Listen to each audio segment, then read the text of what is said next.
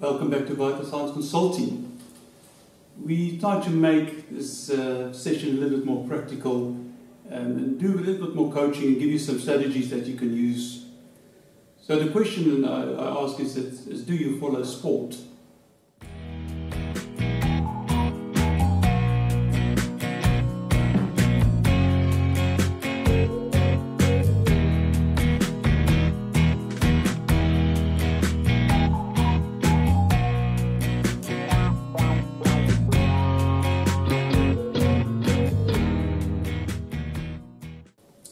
Being born in South Africa, I follow rugby. Being Australian now, I support the Wallabies. But I want to just paint this picture for you where any team practices before they play the game. In some instances, a team will practice for a month or 2 months before they even play their first game. So when I ask audiences, what percentage do you think they practice the game and what percentage you think they play the game? It's normally 90% practice, 10% play. Secondly, is when they play the game, the coach is normally sitting in the stand looking down onto the game.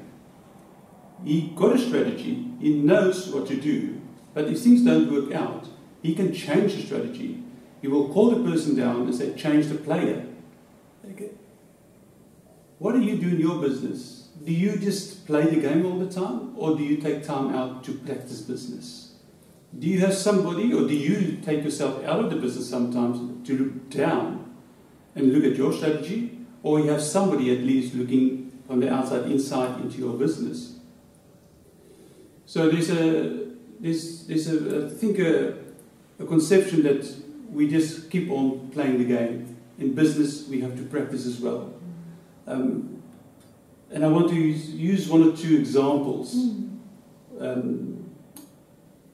to practice business. One of them is strategic thinking. You need to take time out to sit down, calm down, have a book, pen and paper, and write down your thoughts on paper.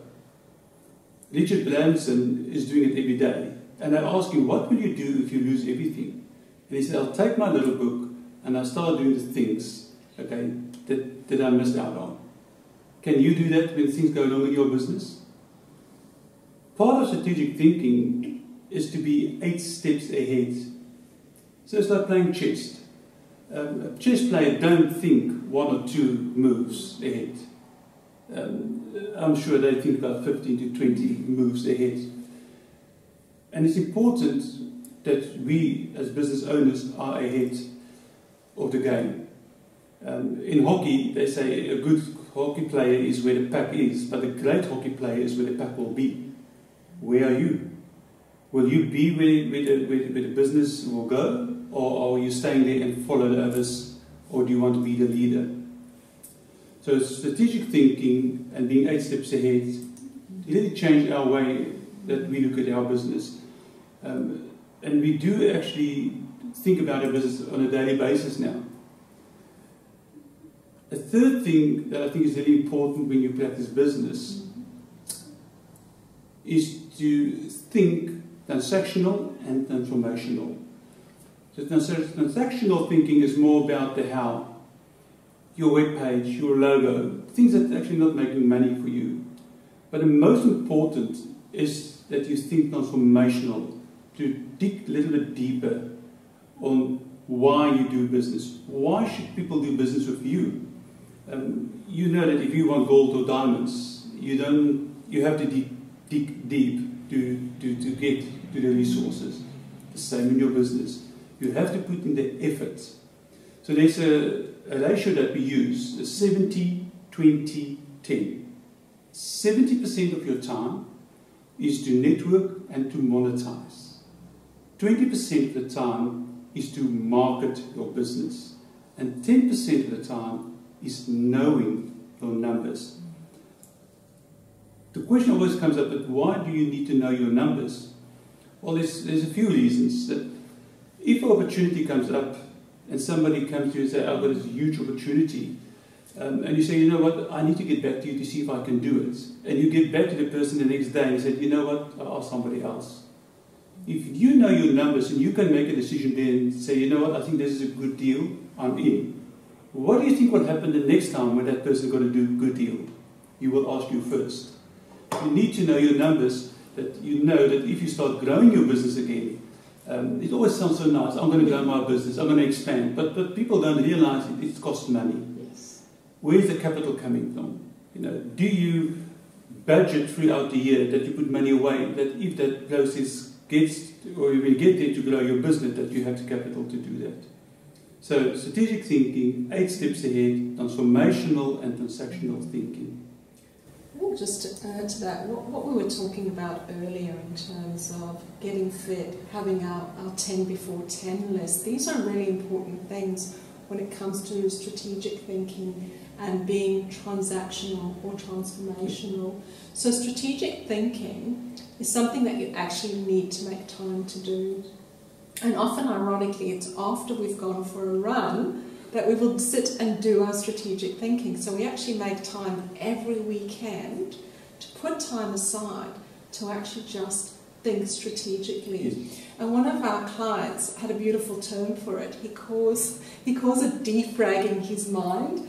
He actually creates headspace where he can put all the admin and everything aside and actually just have that hour to himself where he can plan the business.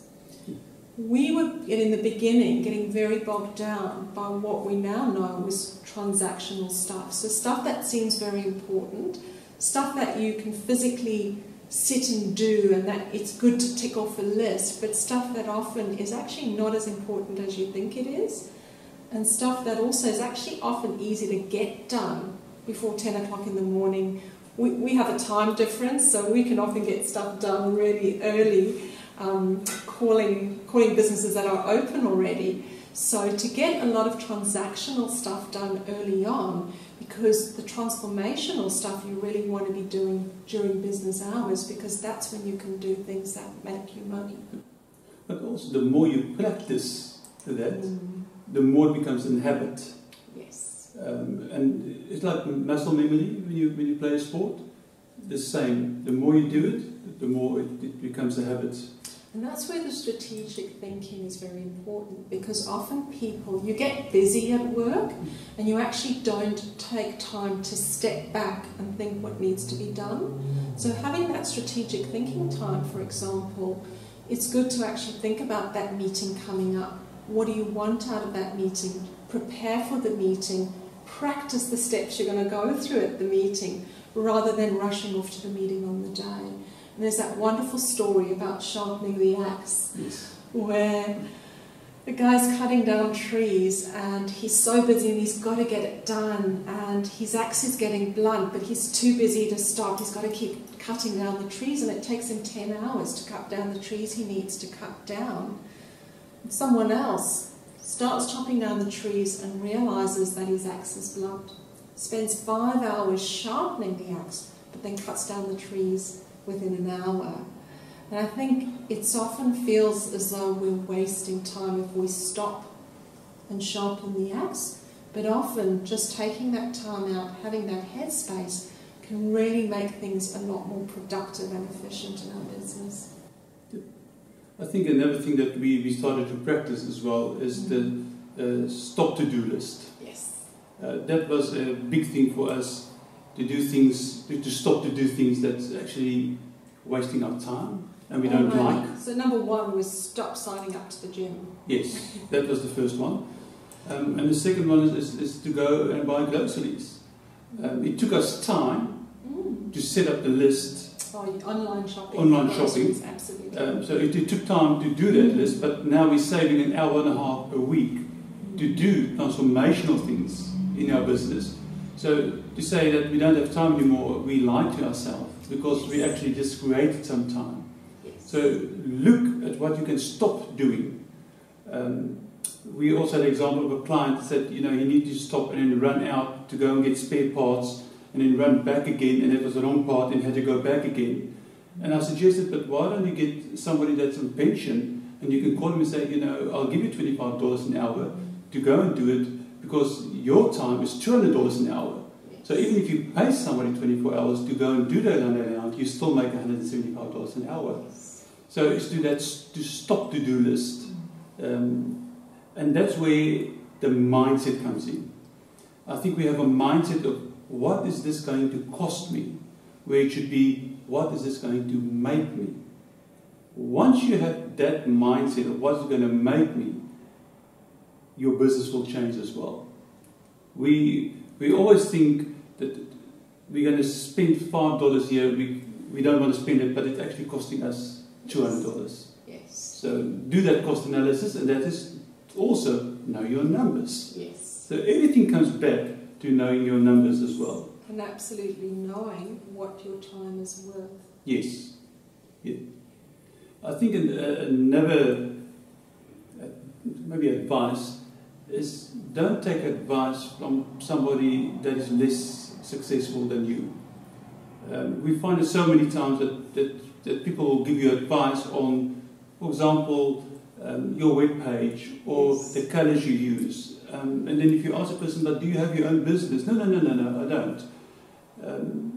Take advice from very successful people. I meet once a month with a very successful business person, and I pay him for his time to go for coffee, because I want to learn from people that's more successful than I am. That is my goal every month, to meet somebody that's more successful than I am. I don't know how you feel about that. I absolutely agree. I think on this business journey, you're going to start off working with businesses where possibly you have learned a little bit more than they have, but the reality is you need to keep changing and learning and growing. And I think that's the amazing thing about being in business coaching, is that you're always striving for the next level, the next level, the next level, because the more you learn, the more you realise there's even more to learn. I mean, we are reading books, and I learn every day. And sometimes you read something that just reconfirms that you are still on the right path, which is also good. I think you need to keep your brain active. You need to see how other people are doing things, because we always think our way is the only way. Yes. And there's normally more than one way to do things. So it's really important to see how other successful people are doing things. You know, like I say, a clever person learns from his mistakes, but a genius learns from somebody else's mistakes. So be a genius, learn from somebody else's mistakes. Learn from someone else's mistakes. Yes. It's surprisingly easy to read about those mistakes and lessons learned in the world we live in.